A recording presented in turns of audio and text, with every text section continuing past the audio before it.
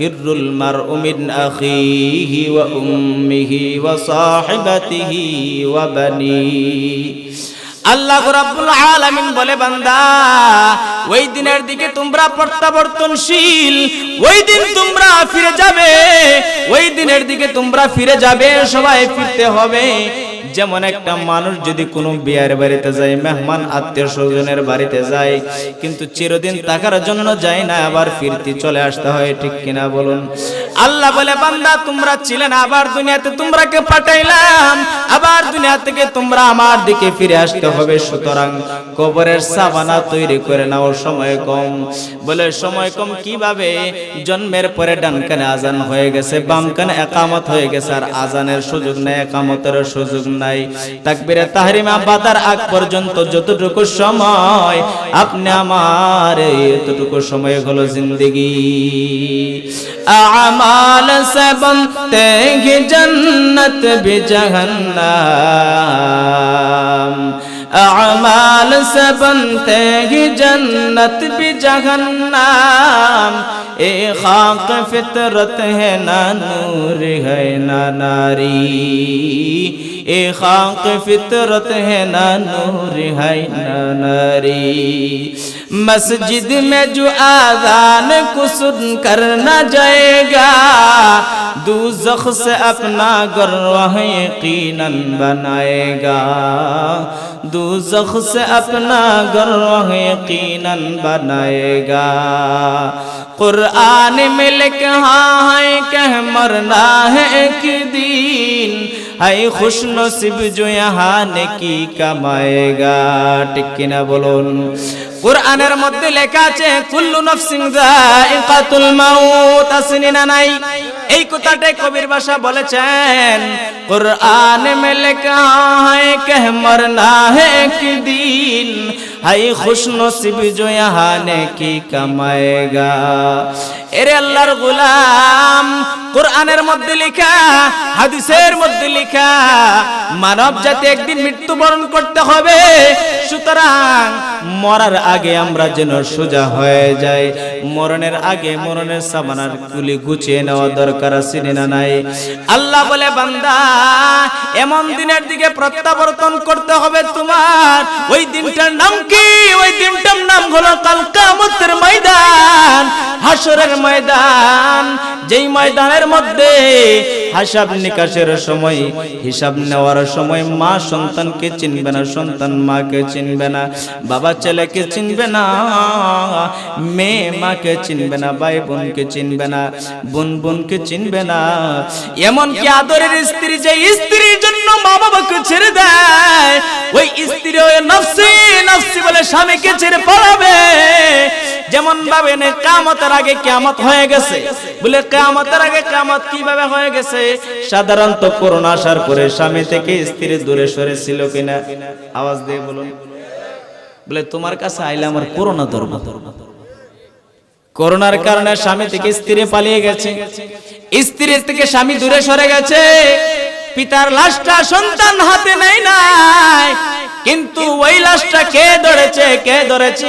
আজকে আমরা সমাজের মধ্যে যে শ্রেণীর লোকগুলিকে আমরা একদম নিচের নজরে দেখি, আল্লাহর নবী বলেন এটা নিচের নজরের লোক নয়, এটা হলো আল উলামা ওয়ারাসাতুল আম্বিয়া, ঠিক কিনা বলুন? এটা হলো সমাজের শ্রেষ্ঠ শ্রেণীর লোক। ওই শ্রেষ্ঠ শ্রেণীর লোককে সমাজের লোকের নিচু নজরে দেখে।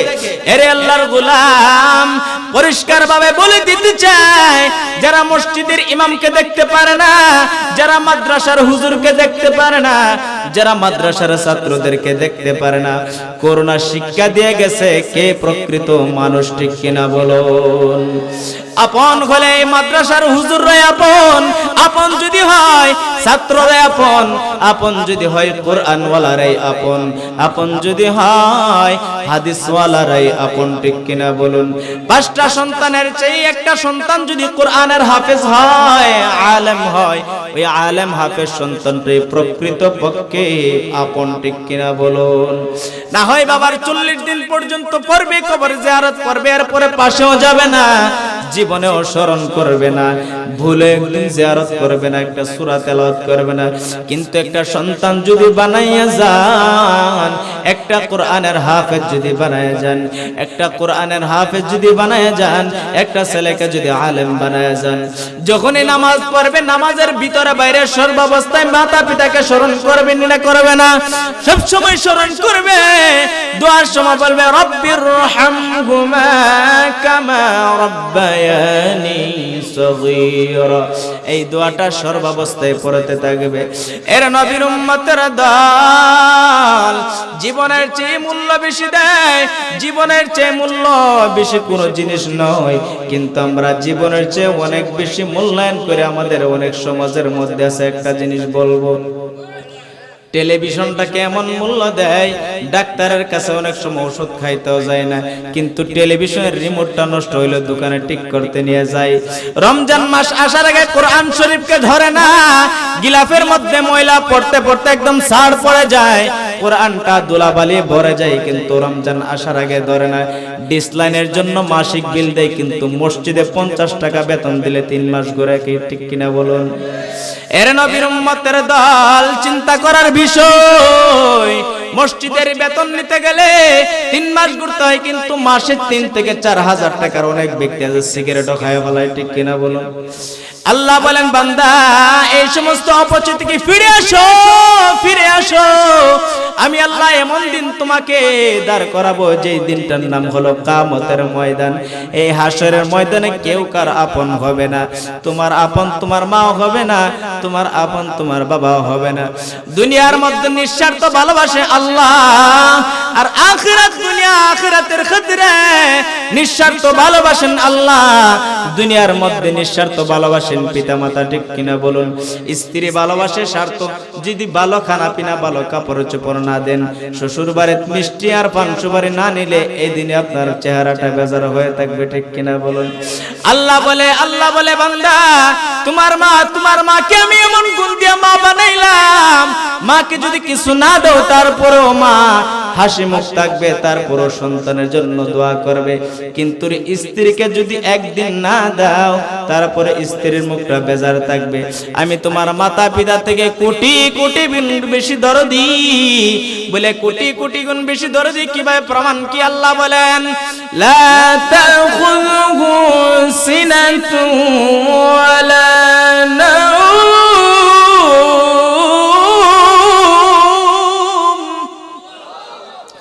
আল্লাহ বলে বান্দা আমার ঘুম নাই, তন্দ্রা নাই, আমার অঙ্গানিও নাই, ঘুমের ভাব ভঙ্গিও নাই, ঘুম দে আসবে এই জিনিসটাও নাই।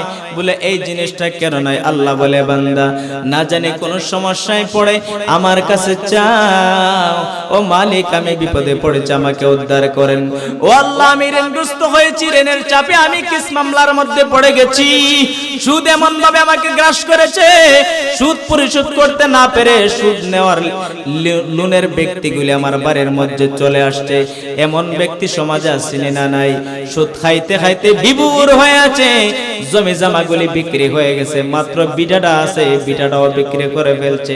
এখন বাঁচার উপায় নাই, পালানোর কোনো রাস্তা নাই। এরে আল্লাহর গোলাম, আল্লাহ বলে হারামের মধ্যে আরাম নাই, হালালের মধ্যে আরাম। যদিও কষ্ট হয় তুমি হালাল রুজি রোজগার করো, হালাল ইনকাম করো।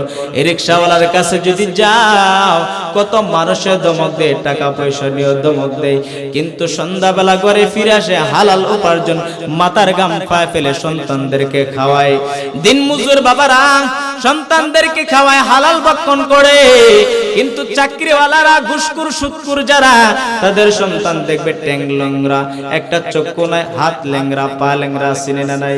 আল্লাহ রাব্বুল আলামিন বলে বান্দা এই সমস্ত বিপদ থেকে বাঁচার 1 নাম্বার কারণ হলো তুমি সদকা করে নাও, তুমি হালাল ভক্ষণ করো। দোয়া কবুলের 1 নাম্বার শর্ত হালাল উপার্জন করো। নেককার সন্তান পাওয়ার জন্য 1 নাম্বার উপায়গুলো তুমি ভালো খাবার খাও, হালাল উপার্জন করে তোমার পেটে দাও, তোমার স্ত্রীকে হালাল উপার্জন করে খানা খাও। তোমার স্ত্রীর ঘর থেকে, তোমার পরিবারের ঘর থেকে এক নেককার সন্তান বের হবে। তুমি যদি মানুষের সঙ্গে দুর্ব্যবহার করো, তুমি যদি মানুষকে হাইজাকার করো, রাস্তার মধ্যে যদি মানুষকে পাইয়া টাকা পয়সা লুটপাট করে নিয়ে যাও, চোর ডাকাতি করো, তুমি যদি মদ করো, হিরোইন করো হও, তোমার এই সমস্ত খাবারের দ্বারা তোমার জিন্দেগির সাফল্য হবে না।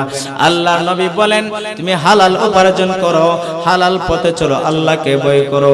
আল্লাহ বলে বান্দা ওই দিনটা কেমন হবে, ওই দিনটা এমন ভয়াবহ হবে রে বান্দা, যার যার গ্রামের মধ্যে সাঁতার কাটতে থাকবে, কারো জন্য গোটা পানি হবে, কারো জন্য হাঁটু পানি হবে, কারো জন্য উড়াত পানি হবে, কারো জন্য বুক পর্যন্ত গামের পানি হবে, কারো পানি নাকের ডগায় আসবে, গামের মধ্যে সাঁতার কাটতে থাকবে। ওই মুহূর্তে আপনি আমার নবী চিল্লায় চিল্লায় বলবে ইয়া উম্মতি ইয়া উম্মতি ইয়া উম্মতি, এইভাবে উম্মতের জন্য নবী কাঁদবে, নবী কান্দা শেষ করবে না। আল্লাহ রাব্বুল আলামিন এই কঠিন আযাব থেকে বাঁচার জন্য এক নাম্বার উপায় হলো হালাল খাওয়া, আল্লাহর হুকুম মানা, ঠিক কিনা বলুন? তো দুনিয়া মে চোরস আরাস্তাস দর্দ রোজে শুয়ে দিগর খাস্তাস আজ জমিনে খুশকে রোয়ালদ গিয়া আসমারা বেসুতুদার দেনগা। আল্লাহ এত কুদরত ওয়ালা মালিক, যেমন চৈত্র মাসের রৌদ্রের তাপের দ্বারা মাটির মধ্যে যে ঘাসগুলি মরে যায়, এই ঘাসগুলি আবার বৃষ্টির রহমতের দ্বারা আবার ঘাসগুলি মাটির থেকে উৎপাদন হয় কিনা। আল্লাহ বলে আমি এত কুদরত ওয়ালা মালিক, আমি শক্ত উটের থেকে পাথর থেকেও বের করতে পারি, পিতা ছাড়া সন্তান দিতে পারি, শক্ত মাটির থেকে গাছ উৎপাদন করতে পারি। এরে আল্লাহর গোলাম, আল্লাহকে চিনো, আল্লাহকে চিনো, আল্লাহকে চিনো, মরণ আসার আগে আল্লাহকে চিনো। মসজিদের ইমাম সাহেবের কাছে এসে অন্তত 10টা সূরা শুদ্ধ করে নাও, 5 ওয়াক্ত নামাজে হয়ে যাও, আল্লাহকে ভয় করো, নবীর সুন্নাত অনুযায়ী চলো। কিন্তু সমাজের মধ্যে এমন মুসলমান আছে নামাজ পড়ে না, কিন্তু মুসলমান এমন হয়ে গেছে ইমাম সাহেব যদি কোনো কাজের কারণে এক ওয়াক্ত না থাকে, ইমাম সাহেবকে এমন ধমক দেয়, কিন্তু এ সমাজের একটা গোনার বাইরের লোক, ঠিক কিনা বলুন? এমন লোক ইমাম সাহেবকে ধমক দেয়। এরে আল্লাহর গোলাম, তুমি ইমাম সাহেবকে ধমক দিতে পারো, ইমাম সাহেবকে নিরীহ নরম পাইয়া ইমাম সাহেবকে ধমক দিতে পারো, কিন্তু হাসরের ময়দানে আল্লাহ রাব্বুল আলামিন বলবেন ইয়া মাআশারাল উলামা, হে উলামায়ে কেরামের দল, তোমরা এদিকে আসো, এদিকে আসো, এদিকে আসো, তোমাদেরকে আমি জাহান্নামে দেওয়ার জন্য নয় আনছি নাই, তোমাকে জাহান্নামে দেওয়ার জন্য ইলম দেই নাই, তোমাকে জাহান্নামের আগুনে পুরানোর জন্য কোরআনের হাফেজ বানাই নাই, তোমাকে জাহান্নামের আগুনে জ্বালানোর জন্য আলেম বানাই নাই, তোমাকে জাহান্নামে আগুনের দেওয়ার জন্য মুহাদ্দিস বানাই নাই, তোমাকে জাহান্নামের আগুনে দেওয়ার জন্য মুফাসসির বানাই নাই, তোমাকে জাহান্নামের আগুনে দেওয়ার জন্য দ্বীনের দায়ী বানাই নাই। আল্লাহ যদি ওই বান্দাগুলির অপরাধ থাকে, তবু পর্দার আড়ালে বিচার করবেন, ঠিক কিনা বলুন? এর নবীর উম্মতের দল শাস্ত্রলে বসিয়া, দোকানে বসিয়া মৌলবীদের গীবত গায়, আলেম ওলামাদের গীবত করে, যে জাহান্নামে দিলে সর্বপ্রথম হুজুররাই দিবে। আমরা বলি না দোকানে 5 টাকার চা খা, 5 টাকার চা খায় বেটার 500 টাকার রুজি শেষ করে না। পুরিটা কিভাবে টুল ফিল আপ করে বইতে, সার কাফও ফিল আপ করে বইতে, একটা সিঙ্গা টানবো, মনে কষ্ট নেন, 2 আঙ্গুলের চিপে একটা সিঙ্গা টানবো, আর 5 টাকার চা খাইতে আইতে আদা দুপুর। দুনিয়ার যত গীবত আর বদনাম আছে সব তাই না হোটেলে দলা করে। ঘটনাক্রমে অনেক সময় গালি ওদের মালিক, ঠিক কিনা বলুন? গালি খায় হবে তাই, কেন? মজা পায়। কি মজা? নফসের মজা, খায়ের সাথে নফস। নফস বলে হুজুররা গাইতে থাকে, বলে দেশটা নষ্ট করে লেছে হুজুররা। আমরা যেমন কোন দলে, একটা উঠে আরেকটারে কয়, একটা উঠে আরেকটারে কায়ে কারে কয়, শুনতে হবে, বুঝতে হবে। গীবত 2 ধরনের, বলবো গীবত 2 ধরনের। এখন আপনি যদি হারে ওখানে কথাটা কেন কইলেন, আপনাদের কাম হয় খালি গীবত করা, এটা গীবত নয়, এটা হলো আপনাদের জন্য ইলম চর্চা, ঠিক কিনা বলেন? আপনাকে সঠিক জিনিস জানাইলো, মানার দায়িত্ব আপনার। যদি না মেনে আপনি ওই পথেই থাকেন, আপনার দুনিয়াও বেকার, আখিরাতও বেকার। আখিরাত বেকার কিভাবে? আপনি শরীয়তের সঠিক মোতাবেক চললেন না, আর দুনিয়াতে বেকার হলো, আপনার টাকাও নষ্ট হলো, সম্পদও নষ্ট হলো, মাল সামানও নষ্ট হলো। নষ্ট হলো কিনা? কারণ আপনার মাতা পিতাকে না দিয়ে আপনি বাবার দরবারে বস্তা বইরা আলু আর কাঁচামরিচ দিলেন, আর ডাল দিলেন, চাল দিলেন সিজন মতে, এগুলি তো কোনো ফায়দা নাই। এই জন্য আল্লাহ বলেন, ইয়াউমা ইয়াফিরুল মারউ মিন আখিহি ওয়া উম্মিহি, এমন দিনের দিকে চলে যেতে হবে বান্দা, ভয় করো, ভয় করো, আল্লাহকে ভয় করো, আল্লাহকে ভয় করো, আল্লাহকে ভয় করে আখিরাতের পথে চলো। ইয়াউমা ইয়াফিরুল মারউ মিন আখি, এমন দিনের দিকে যাবে তোমার ভাই তোমাকে চিনবে না, ও উম্মিহি ওয়া আবি, তোমার মা তোমাকে চিনবে না, তোমার ছেলে তোমাকে চিনবে না, তোমার বাবাও তোমাকে চিনবে না। আল্লাহ রাব্বুল আলামিন বলে, বান্দা হাশরের ময়দানে যাওয়ার পর যখন হিসাব নিকাশ হবে, আল্লাহ বলেন, ওয়া কুল্লা শাইইন আহসাইনাহু কিতাবা। আল্লাহ বলে, বান্দা দুনিয়াতে তোমরা যাই কিছু করো না কেন, আমি আল্লাহ সবকিছু লিপিবদ্ধ করে রেখেছি। ডান কাঁধে ফেরেশতা আছে, বাম কাঁধে ফেরেশতা আছে। আল্লাহ বলেন, ওয়া কুল্লা শাইইন আহসাইনাহু কিতাবা, সমস্ত বস্তুগুলি লেখা হচ্ছে, পালিয়ে যাওয়ার কোনো রাস্তা নাই, সবকিছু তোমাকে দেখা হবে। আল্লাহ বলেন, হাশরের ময়দানে খাতাটা তোমাকে দেখানো হবে, দেখো তোমার আমলনামা দেখে নাও, নিজের চোখে দেখো এবং পড়ো। সমস্ত আমলগুলি নিজের চোখে দেখবে এবং পড়বে, আর হা হা লাদ্রি, হায় আফসোস করতে থাকবে। আরে আল্লাহর গোলাম, জাহান্নামের আগুন থেকে যদি বাঁচতে চাও, আল্লাহ রাব্বুল আলামিন বলেন, ও গোলাম তুমি সঠিক রাস্তায় চলো। আল্লাহ রাব্বুল আলামিন বলে, বান্দা হালাল ভক্ষণ করো, সঠিক রাস্তায় চলো, নবীর সুন্নত মোতাবেক চলো, কবরকে স্মরণ রাখো, কারণ কবর তোমাকে দিন 3 বার স্মরণ করে, তুমি আল্লাহকে কয়বার স্মরণ করো? আল্লাহ বান্দাকে 5 ওয়াক্ত ঢাকে, কিন্তু বান্দা 1 ওয়াক্ত জবাব দেয় না। আল্লাহ কতটুক দয়া মায়া করে ডাক দেয়। আল্লাহ রাব্বুল আলামিন বলেন, ওয়া কুল্লা শাইইন আহসাইনাহু কিতাবা, এই সমস্ত আমলের হিসাব নিকাশ দিতে হবে। এর ভয়ে তুমি আমল করে নাও, আখিরাতকে গুছিয়ে নাও। জাহান্নামের ভয়ে কাঁদো, জাহান্নামের ভয়ে কাঁদো, দুনিয়াতে সংশোধন হয়ে যাও, আখিরাতের জন্য রাস্তাগুলি গুছিয়ে নাও, কারণ মালাকুল মউত আপনি আমাকে জিজ্ঞেস করে আসবে না, ঠিক কিনা বলুন? কবরের আযাব কত কঠিন, সইতে আমি পারিব না, মৃত্যুর যন্ত্রণা কত কঠিন, সইতে আমি পারিব না। ওগো দয়াময় হে রহিম, ওগো দয়াময় হে রহিম, চাই যে শুধু তোমার করুণা।